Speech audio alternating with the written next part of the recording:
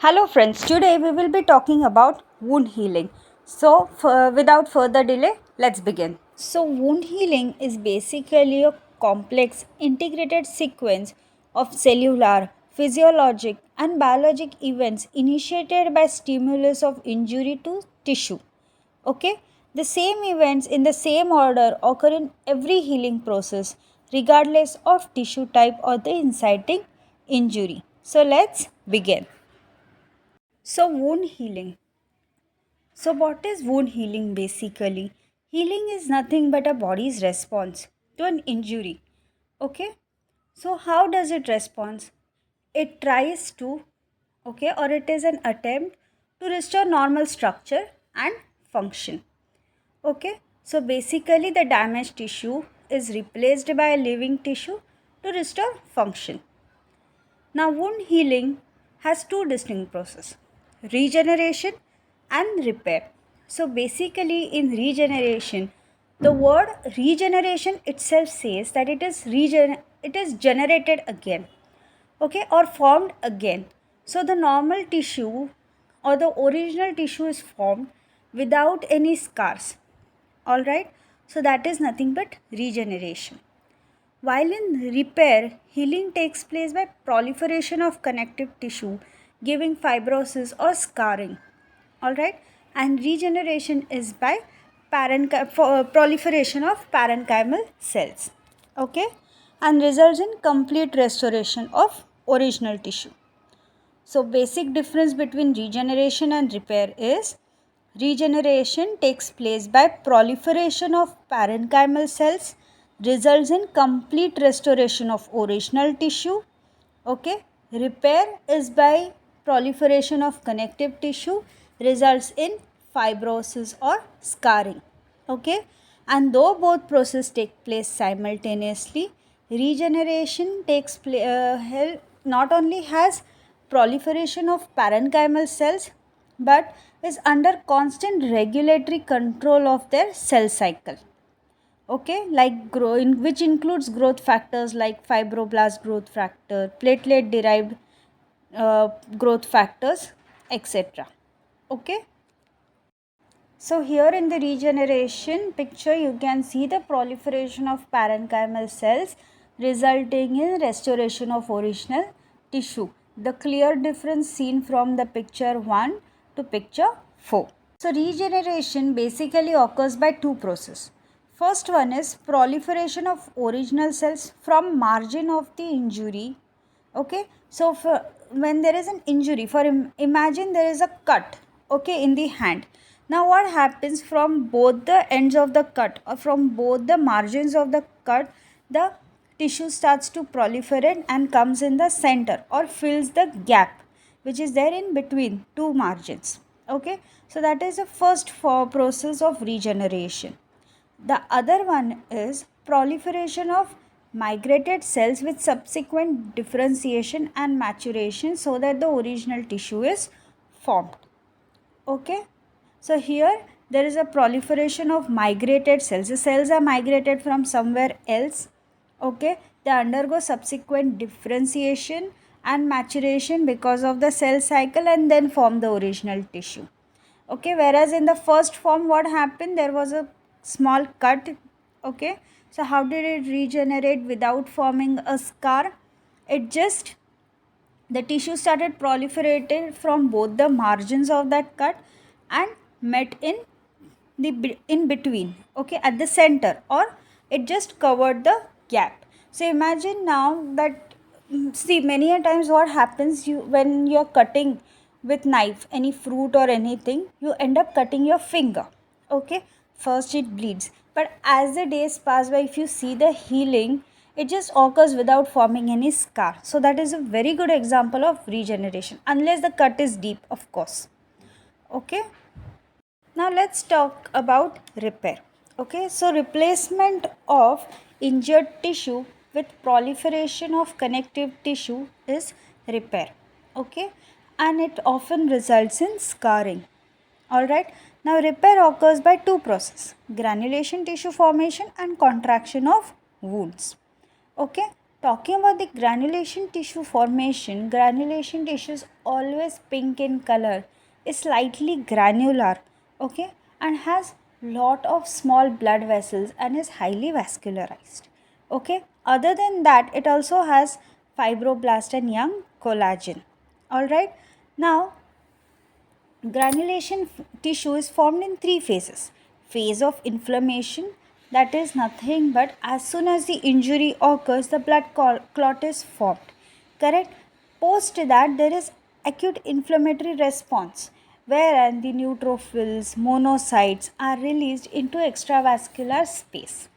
Correct? Then starts the phase of clearance. So what basically happens in phase of clearance is nothing but this monocytes, neutrophils, which were released in the extravascular space of this injured tissue, basically this cells clears the debris, necrotic tissues, etc. Okay, so once this all this necrotic tissue, everything is cleared, then there is phase of ingrowth of granulation tissue.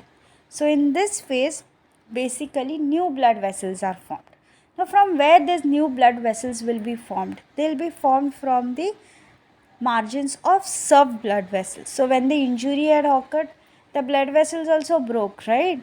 So from this same blood vessels, new blood vessels will be formed. So first, these blood vessels when formed, they are very leaky. Okay, there are slightly edematous. They are still in the phase of forming. Okay, then they start to differentiate into arterioles, venules, capillaries. Okay, and this formation of new blood vessels is nothing but angiogenesis. Okay, which occurs by factors like vascular endothelial growth factor, platelet derived growth factor, transforming growth factor, etc. Okay, now this results into fibrogenesis. Okay, so there is fibrous tissue which is forming. All right, and then as the maturation occurs, there is increase in collagen formation, whereas the active fibroblast and formation of new blood vessels decreases. Okay, and this finally results in formation of scar also. So that is all about repair you need to know. If you have any doubts, you can write in the comment and we'll try to solve it. Now let's begin talking about the healing of skin wounds. Okay, so healing can occur by primary intention, secondary intention, or tertiary intention. Okay, there are same events in the same order occurring in every healing process regardless of the tissue type or the inciting injury. Okay, now let's begin talking about the healing by first intention or primary union. Now where is healing by primary intention seen? Basically clean and uninfected wounds, okay, surgically incised without much loss of cells and tissues. Edges of wounds are approximated by surgical sutures. So basically wherever there is surgically the skin is cut, then healing by primary intention is seen. Okay. Okay, now let's understand how the sequence of events takes place in primary union. Okay, so now as soon as the injury occurs, here the injury is nothing but a surgeon or a doctor forming a wound. Correct? So basically an incision is given. That is a wound which is formed. Correct? I know it is sutured, so each suture is considered as the separate wound. All right, now let's first understand what happened over here. So as soon as the incision was formed, the incised wound is filled with blood. Correct? Then the blood clot is formed. Why this blood clot is there? It is to seal the wound against the infection and dehydration. Okay, now underneath this blood clot, there is acute inflammatory response which has occurred. So there are cells, that is polymorphs, okay, which have come from the margins of this incision. All right, and they have started the acute inflammatory response. All right, then they have entered the extravascular space, cleared of the debris. By the third day, the polymorphs are replaced by macrophages. So, phagocytic activity has started. correct? Now, the basal layers of epidermis, which are formed from both cut margins, correct? So, the wound was incised, right? So, in between the cut was given, there are two margins of this skin. So, from there, the cell starts to proliferate in the center, and that is nothing but your epithelial spurs. Okay, so well approximated wound is covered by layer of epithelium in 48 hours. Okay, this migrated epidermal cells separate underlying viable debris, okay, from overlying necrotic material and clot, which further forms scab. Okay, now basal layers from the margins continue to divide. All right, on the fifth day, they form a multi layered new epidermis which has superficial and deeper layers. Alright, now on the third day, two things had happened. The polymorphs were replaced by macrophages, and also the fibroblast had invaded the wound. So, by the fifth day, the new collagen fibrils have also started to form, which dominate till the wound is healing. Okay, so the epidermis formed multiple layers like superficial and deeper layer. Okay, by the fifth day, and by the fifth day, the new collagen also had formed. Correct. So within 4 weeks, the scar has formed, all right, and the vascularization has also stopped. Now by then the proliferation of new blood vessels also stopped, okay, and now there are very few inflammatory cells present, all right, and the whatever sutures you had given, so each suture track is considered as a separate wound. Now that we have spoken about the healing by primary intention, let's learn about healing by secondary intention. So, in the primary intention, what had happened? The surgeon had given an incision, correct? But here in the secondary intention, a person has fallen down or met with an accident or has caused trauma. So, in these cases, the wounds are basically open, large, tissue defect is at times infected. Okay, there is extensive loss of cells and tissue. Wound is not properly approximated by surgical suture, but is left open. Okay, so these are the characteristics of secondary intention. Now let's understand how the healing occurs and what is the major difference between the primary intention and secondary intention. Okay, so let's begin. So in the secondary intention, when the injury occurs, the wound space is basically filled with blood, okay, and the clot is formed. Here also acute inflammatory response occurs. All right, the macrophages come, they clear off the debris. All right, now in the primary intention, remember what had happened. In the epidermal basal layers, the cells or the basal cells had proliferated from both the margins, correct, and they had proliferated into the center, closing the gap, correct. Remember, now in the secondary intention, what happens is these margins don't proliferate, okay, and don't come in the gap or they cover the gap. No, in the secondary intention, the epithelial cells do not cover the surface until granulation tissue is formed from the base. Okay, so this granulation tissue basically forms from the base of the wound, okay, and starts filling the wound space. Okay, so it basically starts from the base, comes till the top of the wound, okay, and then it covers the gap between the two margins. Okay, so once this granulation tissue grows from the base, fills up the wound space, it separates necrotic material and clot on the surface, forming scab, which is again cast off. Okay, meanwhile the regenerated epidermis becomes stratified and keratinized. Okay, mainly, healing in secondary intention wound is by granulation tissue formed by proliferation of fibroblast and neovascularization.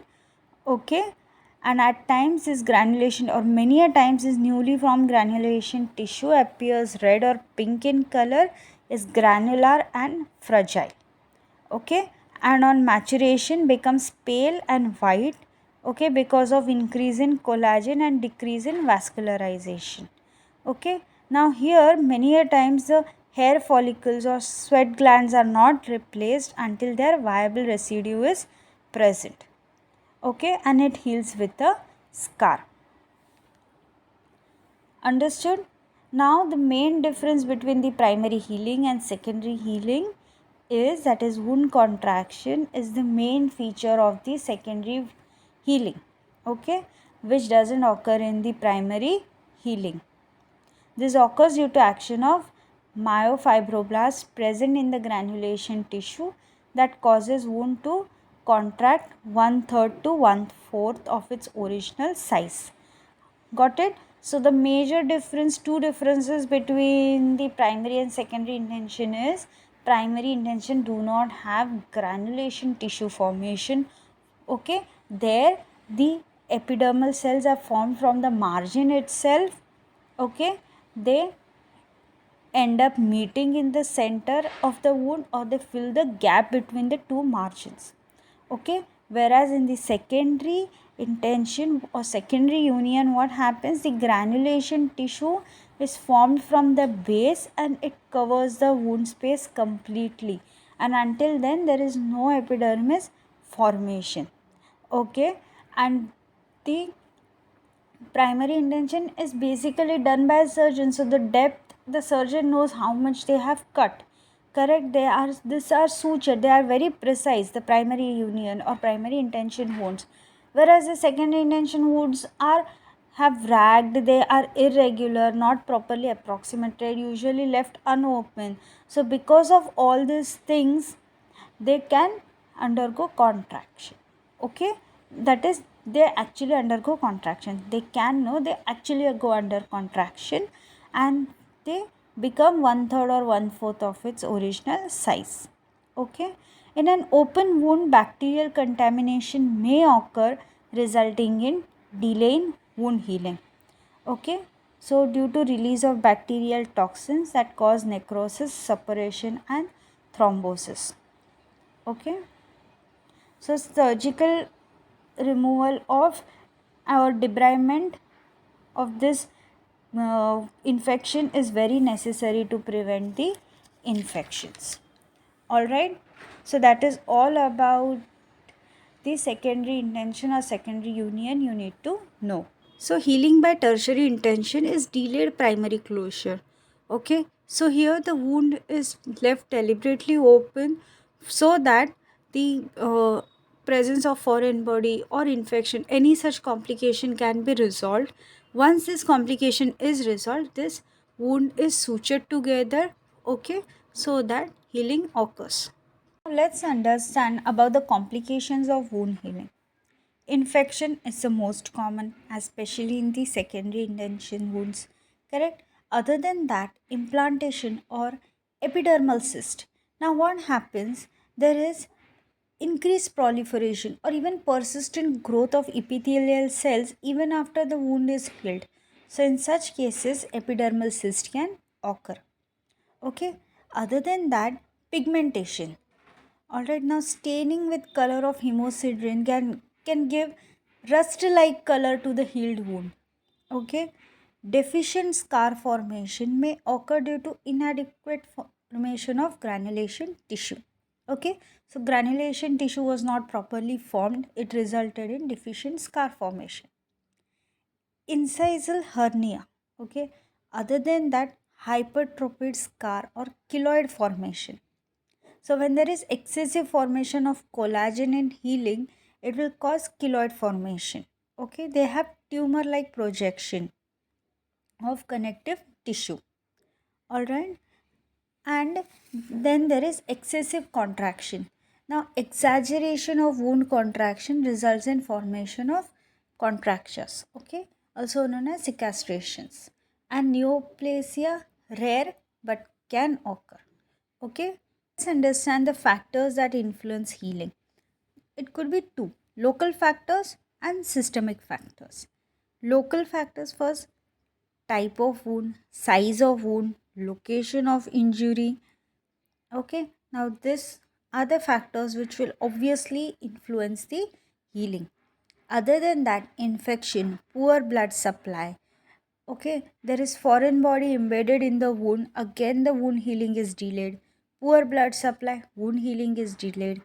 Infections will cause delay in wound healing. Okay, many a times, like in the fractures and all, movements are restricted. Why? Because again, movements delay the wound.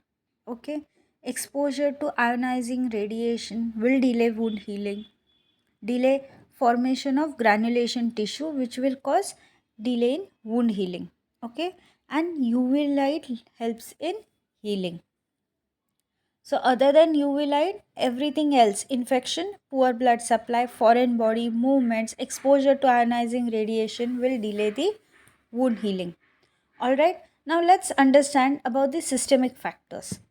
Age: increase in age, delay in healing. Poor nutrition will delay wound healing. Systemic infections, again, wound healing is delayed. Administration of glucocorticoids, they have anti-inflammatory response, because of which again wound healing is delayed. Uncontrolled diabetes, wound healing will be delayed. Hematological abnormalities, okay, the bleeding time might increase, clotting time might increase. This also will adversely affect the wound healing. Understood? So these are all the factors which will delay the wound healing, okay, or influence the wound healing. Now in the wound healing, we have already covered regeneration, repair, healing by primary intention and healing by secondary intention. Let's move to the important topic, that is healing in specialized tissue, especially in healing in fractures. Okay? So healing in fracture occurs by callus formation. But healing depends on whether the fracture has occurred in a normal bone.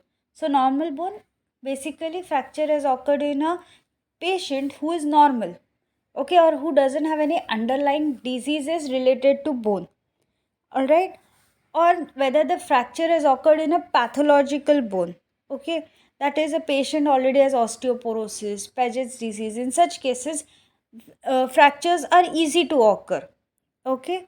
Other than that, whether the fracture is complete, incomplete, like green stick fractures, then whether the fracture is simple, that is closed fracture, comminuted fracture, where there is splintering of the bone, or the compound fracture, that is, the fracture is occurred in such a way that the bone is communicating with the skin. So, all these factors will decide how the fracture will heal, how much time it is going to take. Okay, so let's move and understand now how actually healing takes place in fracture. Fracture healing occurs either by primary union or by secondary union. Okay, so basically, in the primary union, what happens is the bone has broken into two pieces. Okay, so both the ends of this fractured bone are approximated surgically by application of compression clamps or metal plates. Okay, so in such cases, bony union occurs by medullary callus formation. All right, now coming to the secondary union of fracture. Now, this is most common. Plaster cast are applied, immobilization is seen in such types of fracture. Okay, and healing occurs by procallus formation, osseous callus formation, and finally remodeling occurs. Okay, now let's understand this in detail. Now let's understand how healing occurs in the fracture cases. Okay, as soon as the patient has fallen down and sustained a fracture, injury has occurred. Correct? So bleeding starts to occur. So hematoma is formed, which forms due to bleeding from torn blood vessels, which fills the area surrounding the fracture. Okay, then bleeding has occurred, that means clotting will also occur. So loose meshwork is formed by blood and clot, which acts as a framework for granulation tissue formation. Okay, bleeding occurred, clotting occurred. Now local inflammatory response is also present. so which results in exudation of fibrin, polymorphs, macrophages. Macrophages clears away fibrin, RBC, inflammatory exudate and debris. Okay, the fragments of necrosed bone are scavenged by macrophages and osteoclasts. Now everything is clear, good to go. Now granulation tissue formation starts. With granulation tissue formation, there is neovascularization that has occurred. That is, new blood vessels have started to form. Along with it, there is proliferation of mesenchymal cells from periosteum and endosteum, and with it, a soft tissue callus is formed which joins both ends of the bone, okay, without much strength. Now the callus composed of woven bone and cartilage starts within first few days. Okay, cells of inner layer of periosteum have osteogenic potential and they start to lay down collagen as well as osteoid matrix in granulation tissue, which further undergoes calcification. Okay, and it is known as woven bone callus. All right, a wider zone over the cortex on either side of fracture end is covered by woven bone callus. Okay, and is united to bridge the gap between the ends, giving a spindle shaped appearance of union. Okay, and subperiosteal osteoblast forms cartilage at the fracture site. Callus is formed of woven bone as well as cartilage, temporarily immobilizing the bone ends. This stage is known as procallus formation. It is divided into external, intermediate, and internal procallus. The procallus acts as scaffolding on which osseous callus is formed, which consists of lamellar bones. Okay, woven bone is cleared away by osteoclast, and calcified cartilage disintegrates.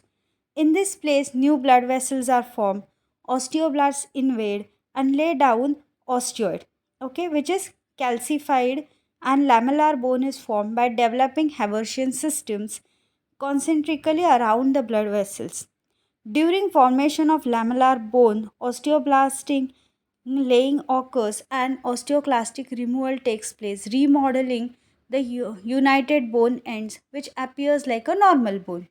Okay, then the external callus is removed and compact bone is formed in place of intermediate callus, and bone marrow cavity develops in internal walls, and that's how the healing in the fracture takes place. Now let's talk about complications of fractured healing. First is fibrous union.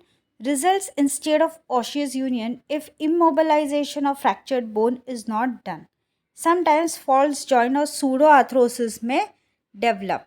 Okay, comes non-union. Soft tissue is interposed between two ends, okay, or two fractured ends.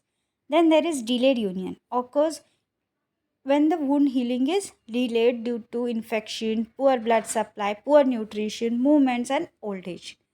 All right, so this is all about the complications of fractured. Okay, so to conclude, healing is the body response to injury in an attempt to restore normal structure and function. And today we learned how the process of healing takes place by regeneration and repair. We spoke about the primary intention and secondary intention as well as about the fracture. Like, share, and subscribe, and please leave a comment. Thank you.